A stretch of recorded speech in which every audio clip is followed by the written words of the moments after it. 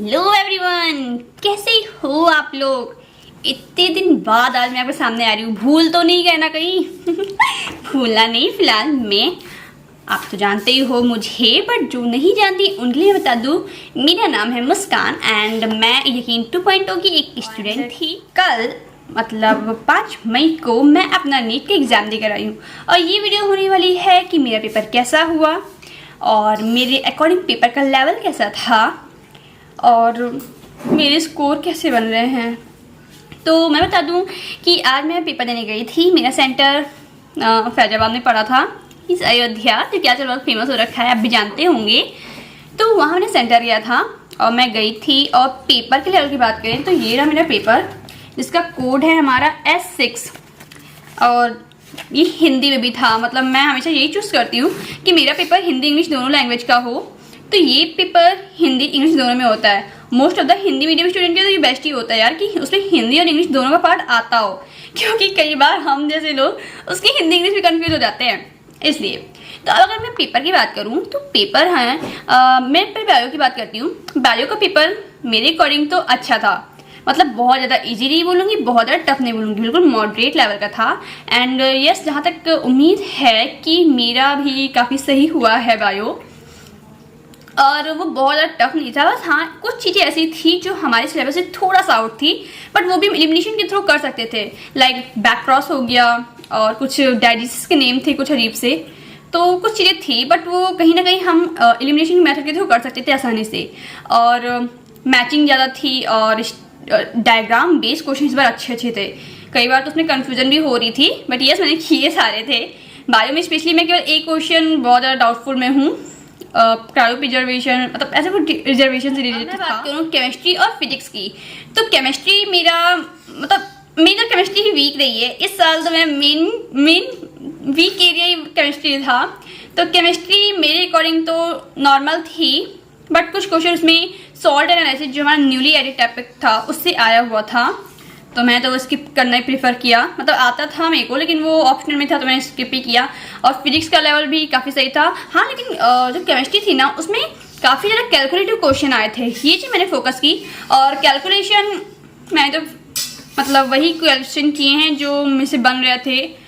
देखते हैं कैलकुलेशन कितनी ज़्यादा मैंने सही की है। कैलकुलेटिव थी। और पता है मेजर प्रॉब्लम, मेरा सेंटर जहाँ गया था ना, वहाँ के टीचर्स ने मना किया था कि पेपर में हम टिक नहीं लगा सकते, वहाँ पे सॉल्व नहीं कर सकते। हमें केवल रफ करने के लिए केवल पीछे का पेज होता है ना, सिर्फ और सिर्फ वही था हमारे पास, ऑप्शनल, और कुछ भी नहीं था। पेपर में आंसर कौन सा सही कौन सा नहीं, ये टिक भी नहीं कर सकते। इतना ज़्यादा वहाँ पे हाइपर माहौल बना रखा था उन लोगों ने, बट स्टिल किसी तरह से सब कुछ हो गया। एंड आई जस्ट होप कि मेरा पेपर अच्छा हुआ हो और इस बार कट ऑफ तो क्लियर कर जाऊँ। चलो देखते हैं, जैसा होगा मैं आपके साथ अपनी नेक्स्ट वीडियो में शेयर करती रहूँगी। और जैसा कि आप तो जानते ही हो कि पिछली बार मेरे साथ नीट सेंटर पे कितना कुछ हुआ था। जैसे कि मेरा टेम्परेचर हाई होना, मेरी फ़ोटो मतलब जो मेरी डेट ऑफ बर्थ थी वो भी गलत होना, और फिर हर एक चीज़ मेरे साथ बहुत ज़्यादा रॉन्ग हो रही थी पिछली बार। इस बार मैं काफ़ी ज़्यादा इसीलिए मैं डरी हुई थी स्पेशली, क्योंकि जब मैं यहाँ से घर से जा रही थी ना, तो धूप बहुत ज़्यादा थी। मैं इसी चीज़ में थी कि मतलब मेरा टेम्परेचर बहुत ज़्यादा बढ़ जाना था, क्योंकि धूप इतनी ज़्यादा थी कि टेम्परेचर बढ़ना नॉर्मल था। तो मुझे फिर वही डर लगा था कहीं पिछली बार की तरह फिर मेरे साथ सब कुछ रिपीट कास्ट ना हो जाए।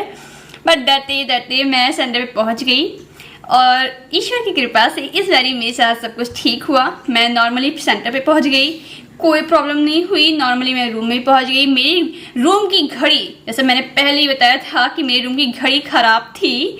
और आपको एक बात बताऊं, मेरा लक ना ऐसा है कि मैंने आपको बताया था ना कि मेरा पिछली बार पेपर में ये था कि मेरी रूम की घड़ी ख़राब थी। इस बार जब मैं वो रियल टेस्ट देने गई थी जो हमारी पीडी ने कंडक्ट कराया था, उस टाइम भी मैं जब जिस रूम में एंटर की थी वहाँ भी मेरी रूम की घड़ी ख़राब थी।